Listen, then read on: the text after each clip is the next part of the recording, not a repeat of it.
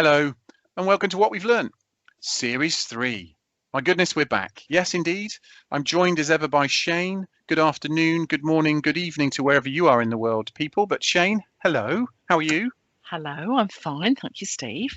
Excellent. Good. A bit more from you in a second because we've got a stellar first guest for a series that we're focusing on leaders and pioneers with Series 3.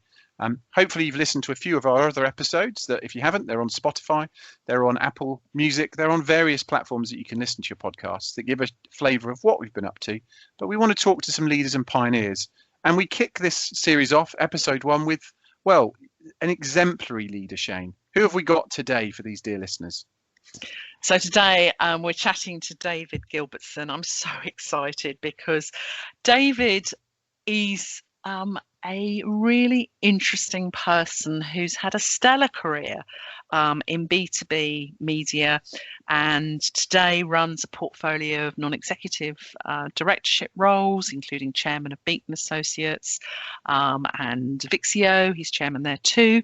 But actually, I think it's a name that people may be familiar with because of the time he spent building up B2B media companies from a very small one, originally working for, I think it was a great title, Metal Bulletin, became CEO and editor of Lloyd's List, but probably one a name where people might know him from is when he ran a CEO Informer for over 10 years and took them from really a small media business to become one with over $1 billion in sales. So, you know, a fantastic experience to share with us today.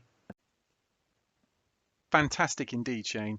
Not only have we got David the pioneer, David the leader, incredibly successful one, but also David the author as well, as we talk to him about his book, The Wine Bar Theory. A fascinating read, and indeed a fascinating listen, as you're about to find out. Welcome, David, and thank you ever so much for joining us for this series 3 of What We've Learned podcast. I'm really happy that you can come and have a chat to Steve and I, and particularly because this series is all about leadership and pioneering. And I can't think of anybody better in the world of B2B who's demonstrated great leadership, but not only that, has written a book about it. Wine Bar Theory. So we're hoping to chat to you a little bit about that and why you wrote it. So perhaps you could tell us a little bit about why you wrote the book in the first place. Well, absolutely, and lovely to talk to you, Shane and Steve. Delighted to be with you. Well, it was a few years ago now that I wrote Wine Bar Theory. I'd stopped working full time as an exec in 2011, I think. And so I had a little bit of time on my hands, and I wanted to try to get down onto a page some of the sort of distilled experience that I'd had from the previous 30 odd years of being involved in businesses of various sizes, small, medium, and large. And I felt that I had observed a few sort of enduring truths during that time. And one of the key ones was to try to make things simple to help communication, because a lot of communication in business, I think, is very complicated. And as it says in Wine Bar Theory, complicated means you don't really understand it. So I tried to write the book in a form that would be instantly understandable by anybody who picked it up, whether they were starting out in business, whether they were an entrepreneur, whether they were running a large organization. So it's quite a big, ambitious concept, but I felt it should be possible to do that. So what Wine Bar Theory is about, it's a short book about how to work more effectively. It's about how to prioritize and how to declutter and how not to make the mistake that so many of us make, which is confusing how busy we are for how effective we are. And we're all now, increasingly in this digital world, we're all now living at a time where we think that we've got to do lots of urgent things all the time. And very often, so pressing are that urgent list of things that we postpone or put off indefinitely things that we know are actually important for us to think about, but we just haven't got time to think about what's important because we've got all these really urgent things to do. So wine bar theory, if it does one thing, it's an attempt to try to stop that and to encourage people to observe what actually matters, and therefore to provide their to place their priority there so they can work more smartly rather than more exhaustedly. David, it's a really interesting point you make, because it talks about it in the book about, it does, to quote you, whether people work in office, school, hospital, tennis club, etc. As you've just said, it really is about the way you spend your time and the quality and prioritizing what you do, which we can always go back to regardless of how much experience we've got. And what struck me as well is a great quote about people often can run a marathon and they move the organization forward a step, or themselves. And that then says to me that, again, whatever your task is, in or out of work, there's something to learn here. There's 28 things you can think about and learn, and remind yourself of focusing on what's important rather than being, it's an overused phrase, but a busy fool. I'm interested not only in the journey you've been on to write this, and your backstory, your back history of career is incredible, but how pertinent you feel it is after you've written it, in terms of, does it still feel, well, these 28 things are as fresh as they were when they first came to my head, let alone when I wrote them, or has the world and your thinking changed in that time? Well, obviously we're going through a period of change in the world at the moment, so it's a good testing point, Steve, for me to look at these to see whether I still would hold to them and consider those core pillars of wine bar theory to be as relevant as they were 5, 6, 7 years ago. And the answer to that is unequivocally yes. I think these are guides to what critical things that if you don't have them in place in business are really disabling.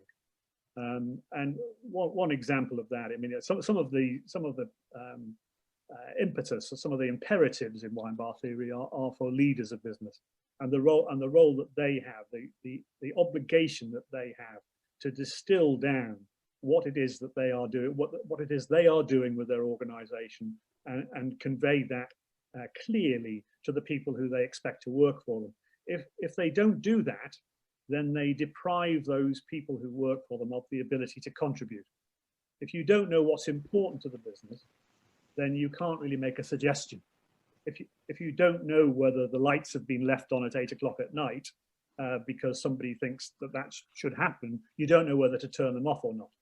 So a lack of clarity and communication about, this is who we are, this is what we stand up for, this is what we're doing, and also this is what we're not doing, this is what we don't tolerate.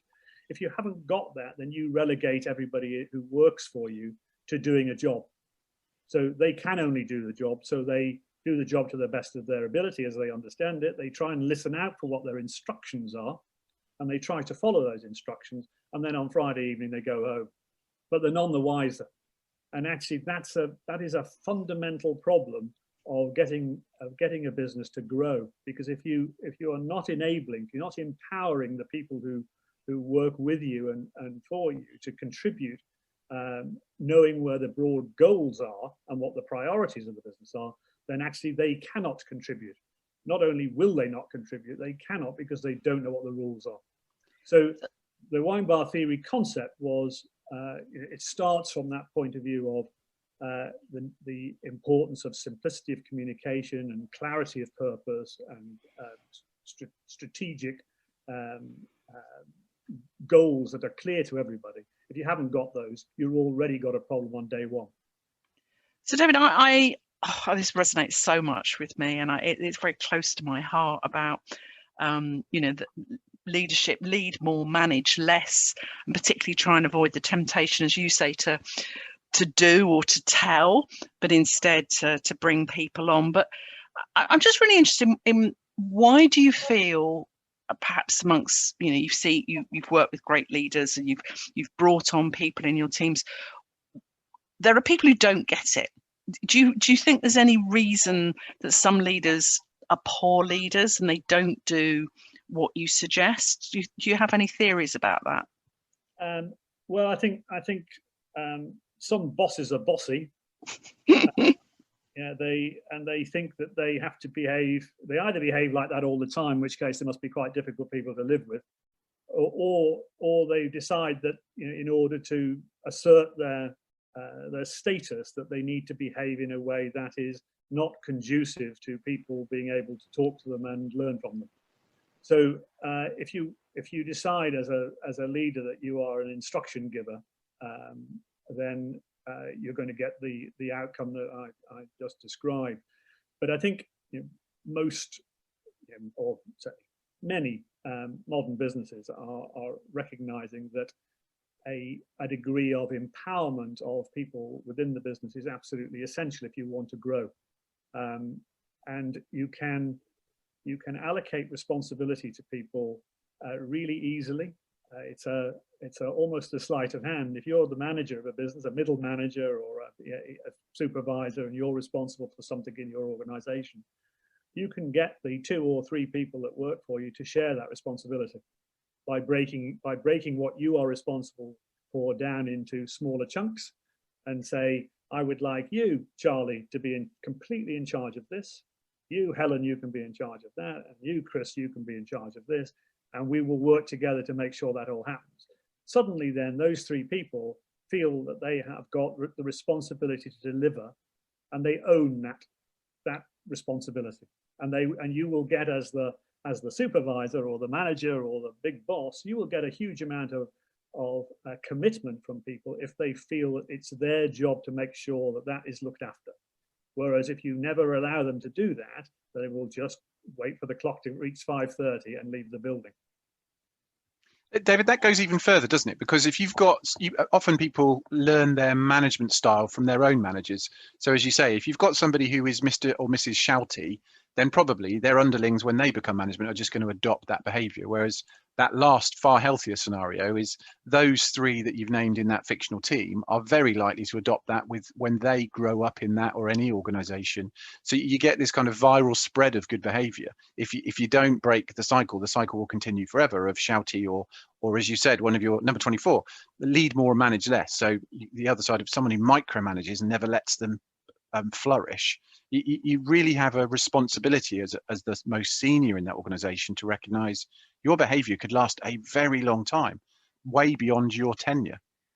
Yes, and I talk in the book just as an image of the role of the doorman in an organization, or door person in an organization. Sole job to look after the door. If that is something that you do not put them in charge of, then they will do whatever they think you require them to do with the door.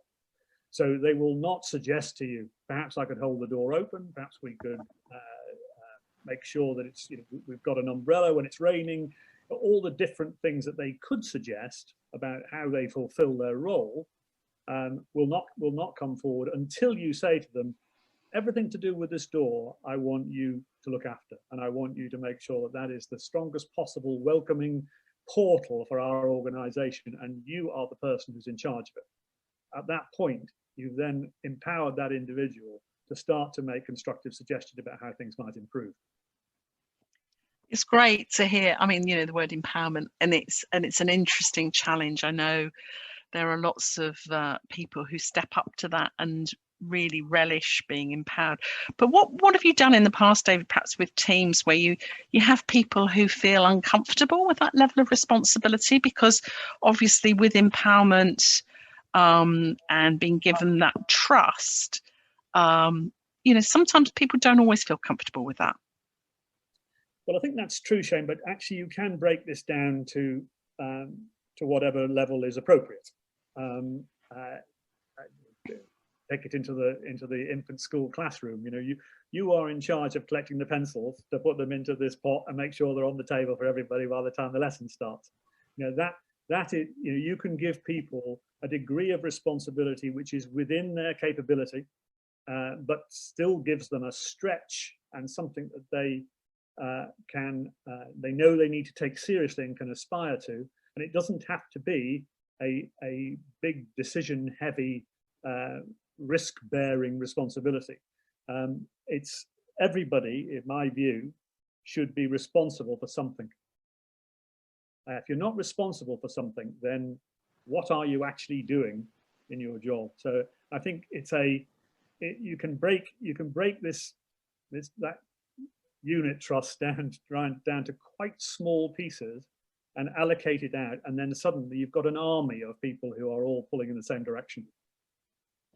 But that comes back to your first point, I think, David, which is that person who's leading at the top, the ability to empathise and to communicate as well, as you said. And as you were talking, I was just going back through the good and bad figures in my head, particularly the bad of the CEO or the finance director, particularly in organisations I've worked in, who's charged with communicating the vision for the next fiscal. And they would start with the word fiscal, and 200 people would immediately go, I don't know what he means. Then talking the language of the people, and back to that. Well, the door person might be relatively a small cog, but they're really important cog. If you give them that ownership and that direction of why you're important in here, it feels like that's the way that you'll get them to, in their head, well, I'm the chief executive door operator. They've got that pride in what they do, and they're willing to push and row the boat in the same direction if they know the direction of that boat, and they feel like they're on it with everybody on an even keel, if you will. Well, I couldn't agree more. And I can tell you a little story about it. Earlier in my career, when I was a middle manager at a business, I thought I was quite important in business, but I overstated my own level of importance, because when I was invited to an extremely important meeting for important people, it turns out they ran it in a cinema. So I went to the cinema and met hundreds of people who were even more important than I was. And they were all doing something different. Each of them was, because it was quite a big group, and each of them was in charge of quite unrelated activities. And as a result of that, this was a meeting with the chief exec and the finance director, and they were it's like being in the gods in the theatre. I can still picture it now. They were on the stage a long way away. They didn't actually have a megaphone in their hands, but in my memory, they did. And so they had a megaphone, and this was a motivational annual meeting for the very important people like me, of which there were many scores. And they came up with their motivational message, which was, this year, the business will grow by 15%. So around in my business, just because of the simple fortune of where I was, nothing to do with my excellence, I was sitting on probably 40% growth. Next to me was somebody who was working in, I think it happened to be a hotel bookings business, who was going to do well to do 2% growth. So I had 40, they had 2, and there were every possible other number was in that room. So the motivational message of 15 didn't hit anybody at all. So everybody left that cinema uninspired, unenthused, and slightly baffled, not least me with my 40%. What am I supposed to do with my 40% if we're trying to do 15%? So you learn a lot in business, I think, from both good blueprints and bad blueprints. And that is, as you can see, that's stuck in my mind as not a good example of a blueprint. You need to tune your message so that it is relevant to all the people who are listening to it. Just while I'm thinking of that, for that reason, I'm always extremely wary about sending a CC'd email with anything other than just a factual content in it, because every single person who reads that email reads it differently, and differently than you think. And so it's quite a bold call, not to say the foothills of arrogance, to send one message to 10 people at the same time and expect them all to react in the same way. That's fascinating, David, because I just want to jump in there, because I think this goes back to your understanding of communication and the need to tailor a message to your audience. But lots of people, I mean, your book, promises the nirvana of saving time, but some people would say, well, is David telling me to send 5 emails then? But presumably you are, because in the long run, that's going to save you time. Yes, I mean, I think it's perhaps the backdrop to this book is that we're far more ready to start doing something new than we are to stop doing something. So businesses progressively over time get busier and busier because people eventually have ideas and they think that maybe we should try this as well, and what about that, and let's add this in. People have less and less time then to think about what actually matters and which is the most important things to do, because I'm now doing 15 things, whereas when I started I was doing 3 things. So over time that cluttering effect kicks in, and it makes it very, very difficult then to decide where you're going to allocate your time. Should you go looking for trouble and trying to solve the difficult problems you've got and spend most of your time over there on things that aren't working properly? Or should you spend your time on the things that are doing fine actually and have already hit all the numbers and everyone's really pleased with them? So which of those is more important for your time? Solving the problem or working with the thing that's easy because it's actually highly successful already? The answer to that, in case you didn't already get there, is the second one is more important. The ones that are already winning deserve your attention. You don't want to be spending time trying to solve problem issues that you've created for yourself because you've overexerted into other areas. Having a sense of this is what my business is all about. This is where my easiest money is. That's where you should focus your attention, not on saying, I'm exhausted on Friday because I've done these 15 things and I've got to come back next Monday. In fact, I'll probably come in on Sunday as well because I haven't had time to get to them all. I think that's such a pertinent point, more now than ever it's been in the last year, with people having to make this mass exodus out of the office to home to have to think about their time. And many people I know, friends, neighbours, colleagues that have never worked from home are suddenly finding, after the initial shock of it, goodness, I've got more time. But they've also then got this problem of they've got even more time, so they're just filling it. And perhaps, again, back to that point around being a busy fool, that they're running marathons every day and making steps millimeters forward. Perhaps that's the danger, is you can just fill your time and feel, well, I've done something, but have you done something of great value rather than it just distracted yourself by noise? Yes, yeah, absolutely. And David, I'm going to ask you a very specific question. I mean, we've got a fairly broad audience for this podcast, but marketing being Shane and I's background, I'm going to hone in, and I don't expect you to know numerically all of your rules, but number 11 is invest in winning marketing. And it picks up actually your thread of that last point around, spend your time on winning. Invest in winning marketing. Discuss what's the answer, David, for people that are in marketing, of a non-marketer could go, well, what are the things? This kind of infers you have seen experience of where people are investing in losing marketing. Any thoughts from your leadership roles over the years of what winning marketing looks like and how a business or a marketer might learn from that? Well, thanks, Steve. I'm a passionate advocate of marketing, and I think it is probably one of the most misunderstood and sadly imprecise roles in the whole of the firmament of business. So everybody knows what a CEO is. Everybody knows what a CFO is. Everybody probably knows what a CTO is. But then a CMO actually can be a very broad church of different skills. At one end of marketing, one might have people who are at the sort of hospitality end of the, I want to run it. I will run an event and I will make sure you have a nice time at the event. At the along the line, you might have some people who are wanting to make sure that brand colors and images are correctly aligned and are important.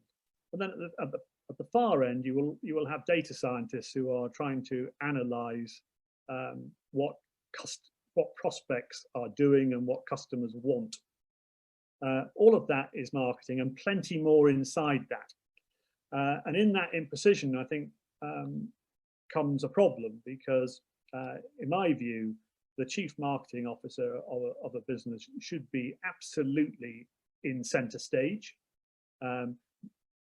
talking to the customers, understanding the customers, understanding the product, understanding the relationship with it, and being able to run the creative and the scientific aspects of marketing on behalf of the whole company. So that is a pretty pivotal and central role for a modern business. But not often do you see that role being occupied to that with that full empowerment. And part of the problem, I think, is that many businesses still think marketing is a cost, which is in my view, an astonishing and unfortunate error. Marketing is how you generate profitable revenue, which is the very thing you're looking for. So marketing isn't a cost. Anything you do in marketing, providing you know how to measure it, will be able to deliver profit to you after its own costs have been fully covered. So the generation of return on investment in marketing is actually is the prime engine inside a business for profitable growth. So the point that's on investing in winning marketing that's in wine bar theory was an attempt to bring that to light, because most businesses still have a marketing budget. Yeah, I agree with that. It's a fixed budget too, and I'm still shocked at the number of marketing leaders who don't seem to be able to clearly argue their case that they are an engine of growth. And part of the reason I think, David, and I'd be really interested to hear how you tackled this, is maybe they've started measuring the impact of their marketing, but as we all know, it's not a perfect science. It is, you can get close, but it's not always absolutely nailed every last penny of return because of the complexity, particularly in B2B, of doing that. So any tips for marketing leaders trying to get out of the dead end of having a fixed marketing budget and moving to a cost per acquisition or a cost per customer or an investment per customer, even better return on marketing investment, to get them on that journey? Yeah, I think you won't escape from the fixed marketing budget if you lose the battle on measurement. If you cannot say to a hard-nosed CFO or even a hard-nosed CEO, well, I'm not quite sure what works, and ho ho ho, 50% of marketing we don't know. If only we knew which 50% worked. That is, kindly leave the room. If that's the level of understanding that that CMO has of the impact of what he or she is doing, then that's a problem, because it doesn't match the understanding of the rest of the C-suite about how they try to focus in on control and management. So they won't give that person an open-ended checkbook if they can't say, I can show you definitively that if we do this, we will make more money. So I think we have to continue to push there, and if not eliminate, then really reduce the spend on things that we don't. I mean, and it's a perfectly proven and long-established marketing technique is, let's test this by not doing it. Let's see what happens. I think that sort of that consistent, rigorous challenge to core assumptions about we have to do this, otherwise the wheel will fall off. We need to test that on a consistent basis. Stop doing it, reduce what you're doing, and see what happens. And then you can confirm, well, actually, that was important. It is important. We now need to gear it back up again, because we've validated that this is, through testing, that this does make an impact. And therefore, it is contributing to profitable revenue. You've then got the beginning, I think, of a proper, adult conversation with the rest of the C-suite to say, I want some more money for that. There's a perfectly legitimate counter to that from the CEO or the CFO to say, okay, we'll save some money somewhere else. But if you can show that an area of your activity costs you £5 to do and you make £10, then you should not be constrained by budget. And that's the metaphor in wine bar theory. You know, if somebody walks into a pub and says, I'm selling £10 notes for £5, the person who is a marketing director who has got a fixed budget will say, I've got £15, instead of I've got an unlimited number of pounds. If you're going to sell me £10 for £5, I will keep giving you money until the £10 stops arriving, because you are generating profit from that activity. So it's really common sense there, that provided you can show that that's what's happening, that you have dynamic budgeting, and that you are able to reinvest the gains you're making because the market is responding so positively to what you're doing, in doing more of it. So what I'm trying to say in that invest in winning marketing, do not stop things that are winning. Continue to invest in them until they drop, until you have tired that particular technique or that particular campaign or that particular model, until you've taken all the money that's on the table. But if the campaign shows you that the market has got plenty of money on the table in response to it, then continue it and accelerate it and amplify it until that money disappears, whatever your budget was. Yeah, and it's I'm distracted by the idea of being in a pub where someone brings £10 notes. Depends which part of the world you're in as to whether you trust them or not. But I'm there, if I'm having a drink while doing it, even better. It's a really good point, because it threads back to your point around communication. I think, David, is if I'm being introspective as a marketeer, I often think that the CMO's failing is they don't talk the right language of the CFO. And that's your point as well, is, well, you need to know what your winning marketing is, CMO, before you go in the room. If you don't, you've got no hope. But if you do, and you can articulate what winning marketing means to the CFO, not just to you, and particularly in this day and age, you may have a whole bunch of digital marketeers who'll give you all sorts of metrics, which are great navel gazing, but the CFO looks at and says, well, what does that mean to me and my bottom line? If you can help articulate that, then yeah, you can clean up all of the £10 and £50 notes and all the other stuff that comes in through the door. I'm going to ask you a slightly unfair question, I think, David. Not meant to be, but you've got 28 children, the rules of the book. I just wonder whether you've got a particular favourite, one or two, that you find you either lament more to people like Shane and I, or you find yourself going back to. Are there any? Have you got a favourite child of the 28 rules that you found through since writing the book and coming back to it over the years? They've all got their pluses and minuses. Of course, you love them all equally. I get that. Exactly. Yes.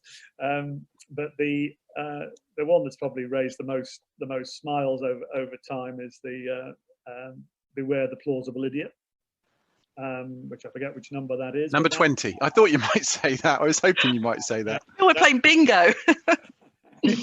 that is the perils of the hiring process, the perils of recruitment, but also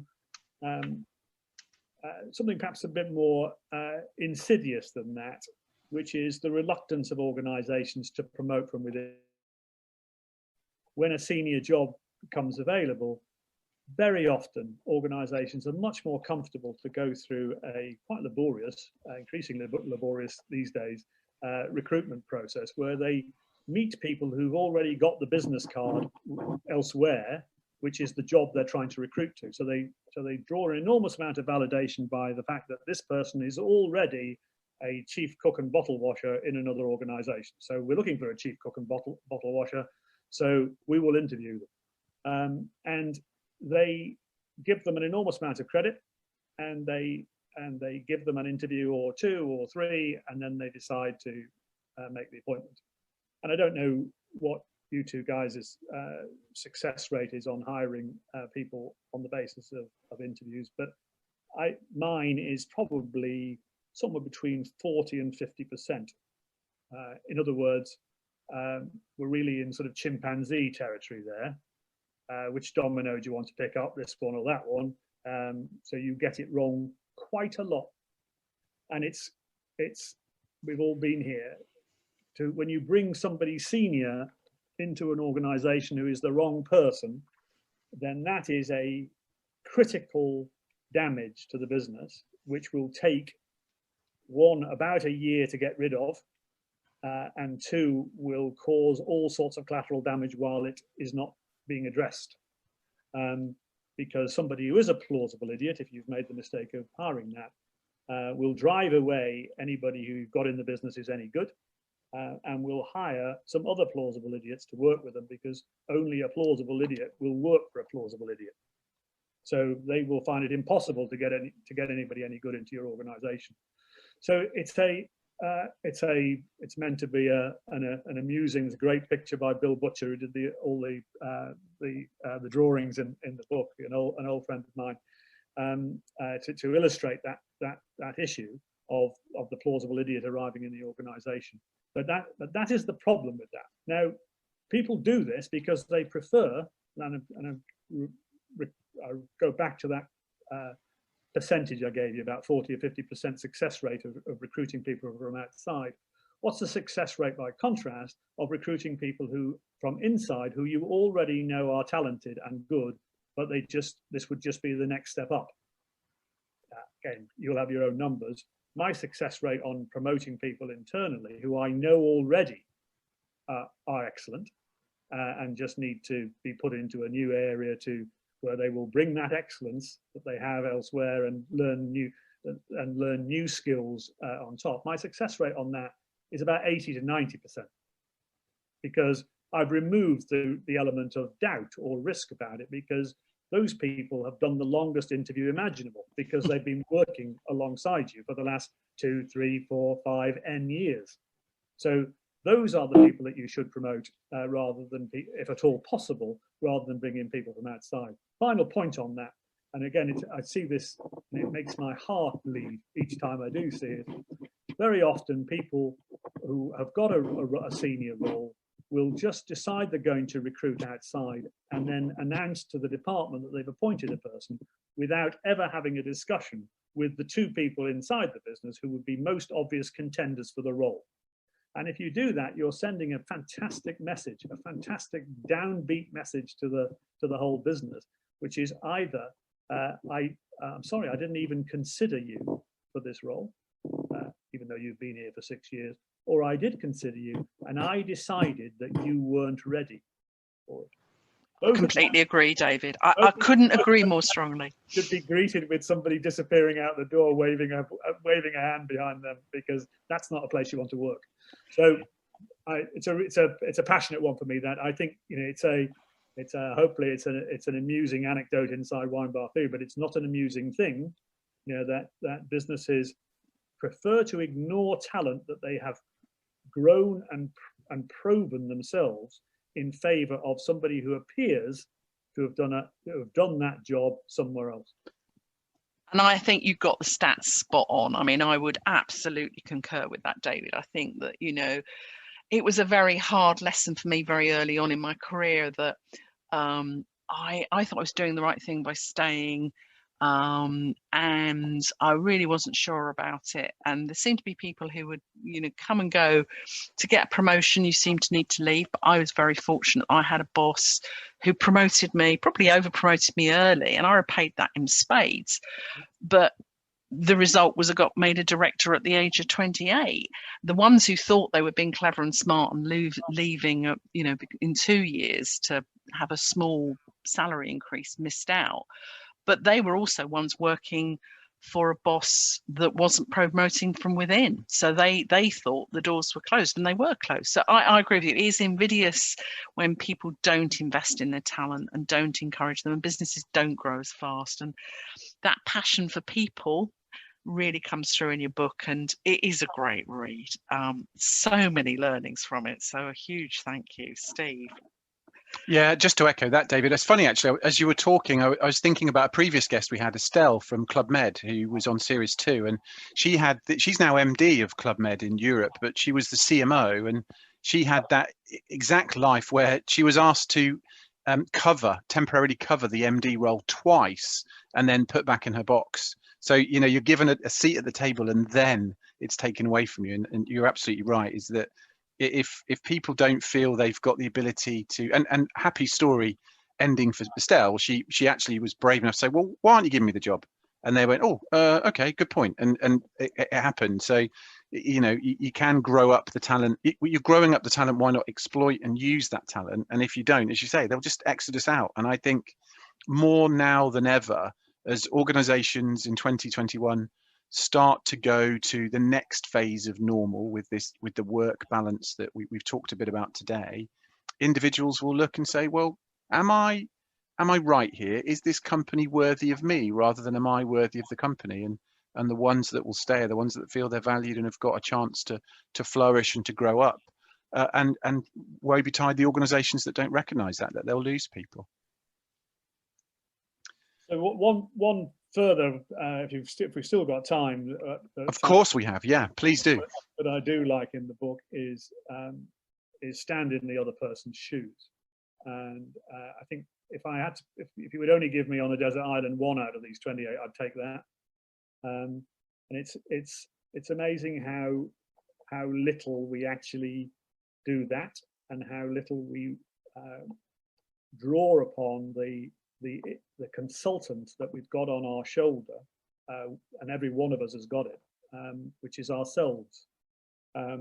When we are thinking of doing something in business that is a change, and we're wondering how customers will react to it, we quite rarely ask how we would react ourselves, whether it's customers or colleagues. If I'm going to do this, what will the reaction be? And the answer tends to be, I don't know what it will be, but I'm just going to do it anyway. Well, there's a filter to apply before that, which is, how would you feel if that happened? So do a little test before you implement a change. If that was you and you were on the other side of the table, would you be pleased? Would you not mind at all? Would you be actually anxious? Would you be appalled? How would you like to be treated that way? And we don't often consult that internal compass, and we don't rely on what we would think. We prefer to rely on, well, we're not quite sure, so let's just see what happens. So that I think is an important one. That we should take more time to try to stand in the other person's shoes to predict how they will react. And relating to that is a point about customer centricity. If you ask any person in business, literally any person in business, are you a customer-centric organization? The answer comes back, absolutely I am. I'm 100% very, very customer-centric. I think of little else. And in actual fact, again, to make a stat here, which I will just use for color rather than really hard proven figures. What percentage of time do we, on average, spend in a week thinking about ourselves in business, i.e. our processes, our production, our tasks, our challenges, our difficulties, our lunch? What percentage of time do we spend thinking about that compared to what percentage of time do we spend thinking about our customers? And I'll offer you, with full confidence, I'll offer you 90-10 there. 90% of the time looking into our own all-absorbing priorities, which are to do with ourselves as a producer, if you like, and at best 10% of the time thinking about our customers. And to wax lyrical and just to press that point home, what do we actually know? What do people actually know about our customers, and how our customers use our product, and what they actually do in their business every day? Not just what they say on their website, but when you go into that office, in that customer's office, what happens in there? What are the processes that they work for? What are the things that they spend their time doing? What matters to them? What's important? What is actually causing them to tear their hair out? Do you know any of that? Because you will only find that out if you've asked the question, and you will need to ask those questions in quite some detail before you'll be able to get to that level. Or you could even go and say to that trusted client, would you mind if I came and sat in your office for a day and just worked in your department with you, and give me any tasks to do you like, photocopying or making the tea or whatever. I just like to understand how you work and what matters to you. That's what customer centricity is.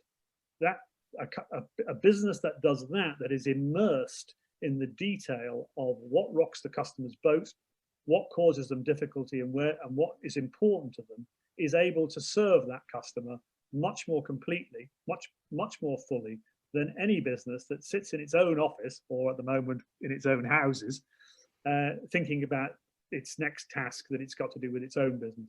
So I labour the point to because I think it's an important one. We kid ourselves for the most part that we're customer centric because we know the names and the addresses of customers, and prospects, and we spend a lot of time trying to get them to buy, what we've done, the cake we've baked, but we don't ask them what they actually need, and we don't know how they use the cake that we have provided for them, and we don't know what changes we could make to our offering to them that might be beneficial to them and beneficial to us. So I would urge people to have a think about when they say that line about, oh, I'm terribly customer focused, what that actually means, and whether they are, and how many out of 10, having heard what I've just said, they would give themselves as a customer focused business. So and please, I think the concept of going and spending 24 hours in a customer's office, you would learn more in that 8 hours. You'd spend more in that you learn more in that 8 hours than you'd learn in 8 weeks sitting in your own office. Wise words indeed, David. And I think, really bringing together that empathy, and I love the term, walking in their shoes, whether it's walking in the shoes of your employees or walking in the shoes of your customers. There's no substitute for it, for really finding out what's going on. And much of your book is about people, and I think that passion really comes through, and there's just so much to share, which is great. So a huge thank you.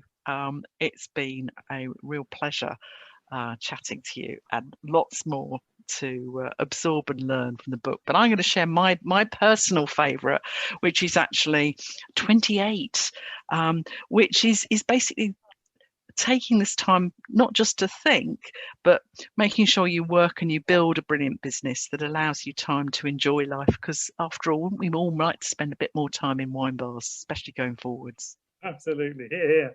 We're looking forward to being able to return to them. Oh, wow. Fantastic stuff from David, Shane. Just loads and loads within that in the time we've got with him.